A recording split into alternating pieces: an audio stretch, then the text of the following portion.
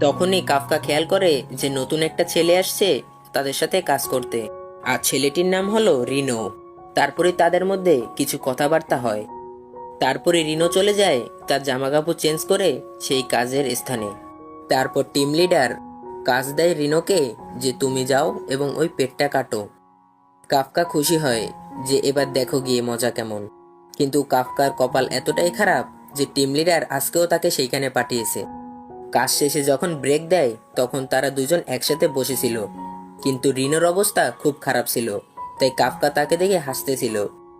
তারপর রিনোর খারাপ অবস্থা দেখে কাফকা তার দিকে একটা মাল্টিভিটামিন মারে এবং বলে, নাও এটা খাও, না হলে তোমার পেটের অবস্থা আরো খারাপ হবে। তারপর তারা দুজন শুরু করে দেয় তাদের কাজ, এবং তাদের কাজ শেষ হতে হতে বিকেল হয়ে যায়। তারপর সারাদিন সাহায্য করার জন্য কাফকাকে রিনো থ্যাঙ্কস বলে। রিনো আরো বলে, বর্তমানে ডিফেন্স ফোর্স 32 বছর পর্যন্ত করা হয়েছে, তাই চাইলে আপনি সেখানে আসতে পারেন। সেটা শুনে কাফকা আরো বেশি খুশি হয়ে পড়ে। সেটা বলতে বলতে হঠাৎই রিনোর পিছন থেকে একটা কাইজু আক্রমণ করে এবং সাথে সাথেই কাফকা রিনোকে বাঁচায়।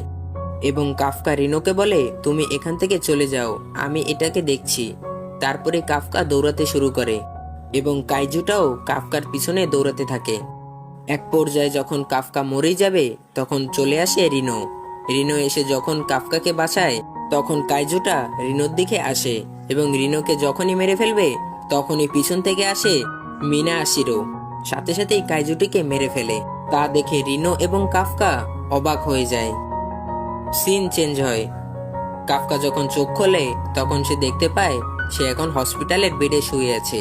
তখন সে আফসোস করে, যদি তার কাছে কোনো স্পেশাল পাওয়ার থাকতো তাহলে সে ডিফেন্স ফোর্সে অংশগ্রহণ করতে পারত। তখন রিনো কাফকাকে মোটিভেট করে, বলে যে আপনি চাইলেই একটা ভালো ডিফেন্স ফোর্স হতে পারবেন।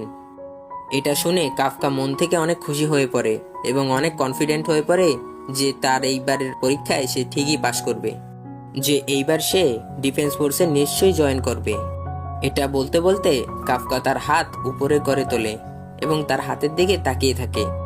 কিন্তু হাত সরাতেই সে দেখতে পায় একটা প্রজাপতির মতন কি যেন একটা উড়ছে। কিছু বলার আগেই সেটা তার মুখের মধ্যে ঢুকে পড়ে এবং সে যন্ত্রণায় ছটফট করতে থাকে।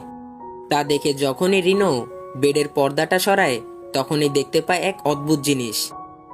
তারপর কাফকা যখন জানলায় তার নিজের চেহারা দেখে তখন সে আর রিনো দুজনই অবাক হয়ে যায় এবং এখানেই প্রথম এপিসোড শেষ হয়ে যায়। পরের এপিসোড দেখতে চ্যানেলটিকে সাবস্ক্রাইব করে আমার সাথে থাকুন।